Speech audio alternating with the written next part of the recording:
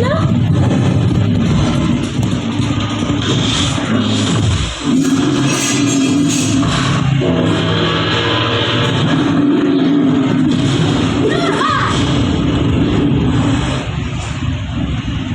அங்க பாரு சுபாலா, அது ஒரு சாதாரண மாடுதான். மற்ற மாடு கிட்ட இருந்து எடுக்கிற மாதிரி பால் எடுக்கட்டா? அதிக நேரம் முன்னால் இப்படி சிரித்துக் கொண்டிருக்க முடியாது.